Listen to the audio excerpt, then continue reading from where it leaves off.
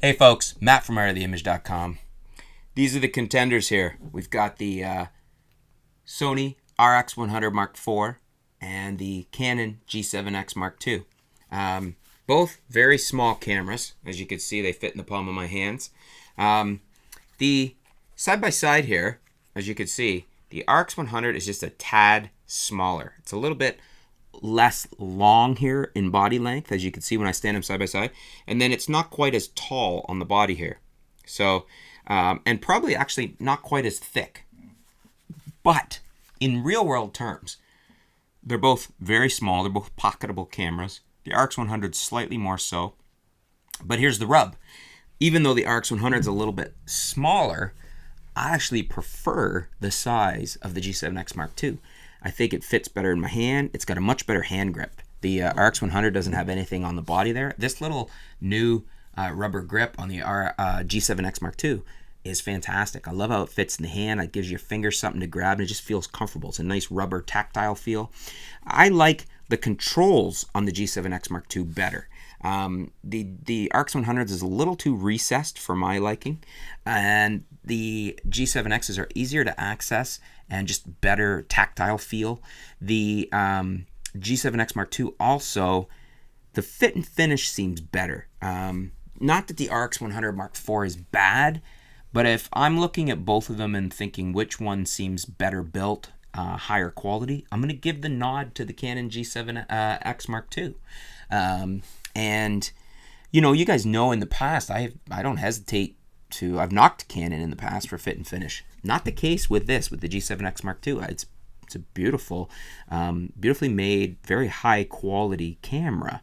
I think you're getting a lot for the price here. They should have put in 4K. That is the advantage of the RX100 Mark IV. If you need 4K, this has got to be your camera because the G7X Mark II does not have 4K. However, for my needs, the G7X Mark II has been better. The autofocus I found to be better in the G7X Mark II, especially in video. It doesn't hunt. It's smooth when it is switching, when it's reacquiring focus. It's not jerky and shifty. The RX100 Mark IV I found to be disappointing, especially when I was using it in tests as a vlogging camera or in just shooting regular video and moving subjects around. G7X Mark II definitely takes the win for my style of shooting and when I was using the two of them. They both have very similar lenses as far as speed and whatnot, both very nice that way. But I would say that, again, the autofocus is what cinches it between the two of them because essentially the same sensors, 1-inch sensors. I think they're both backlit, both very good performing sensors. I wouldn't give the nod to either one, other than, like I said, the RX100 does have 4K video, which is a caveat. I do like that about it. But as far as performance of what they're delivering in terms of photo quality and in terms of video quality with very equivalent lenses and very equivalent sensors, there's not a lot of difference there other than the higher resolution of the 4K video. Now, battery life is, I think, very comparable. I would give this slight nod again there to the Canon G7X Mark II. The screen build on these, they both have the flippy-uppy screens, as you can see. That's what I call them, the flippy-uppy screens for vlogging. Again, I would say that the build quality just seems a little better, and it just seems a little better fit and finish on the G7X Mark II. I don't know, using the two of them, I thought going into this I would have been a Sony RX100 Mark IV fan. I've actually surprised myself to find that I was always grabbing the G7X Mark II for whatever I was using things for. And the RX100 Mark IV, I didn't really want to use it. I wanted to use this all the time. I'm going to get myself a Mark II with the caveat that after I try out the Mark I just want to see. I think the main difference, other than the grip and whatnot, is that the autofocus is a little refined. And I just want to make sure I'm not sacrificing that smooth video autofocus if I get the Mark I, because it's a fair bit less money right now. But I wouldn't hesitate to spend the money on this or recommend it to you because this is a great all-around camera. It just does everything very well.